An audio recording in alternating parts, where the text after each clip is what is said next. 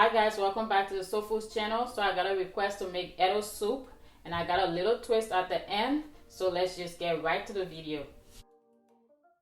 So start with peeling your Eddoe. Please don't use this method if you are not used to it. I guess they say habits are hard to break, so there I go using my hands, but use a cutting board if you're not used to this. After peeling them, cut them into small pieces and then blend your vegetables. I got 2 hot peppers, half onion, and 1 garlic clove. You can replace the hot pepper with half teaspoon of black pepper if you don't want it so hot.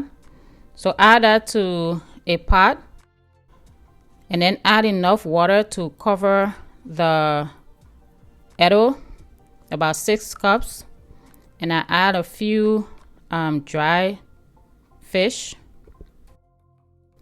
You can decide what to go with, but I decided to make this as simple as possible. I remember grandma making it really simple. Just add your blended vegetables. That was 4 pieces of Maggi and then 1 teaspoon of seasoned salt. Boil it until the Eddoe is soft, about 20 minutes.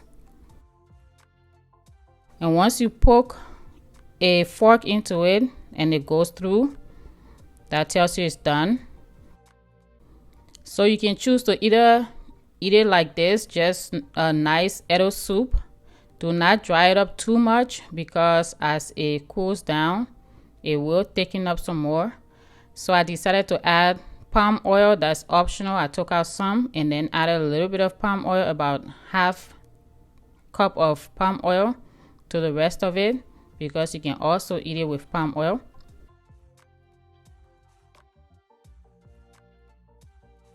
So that's about it. I will see you guys in my next video. Please do not forget to support this channel. Share it with whoever you think will like it or will use learning how to cook Liberian recipes. And I hope you enjoy.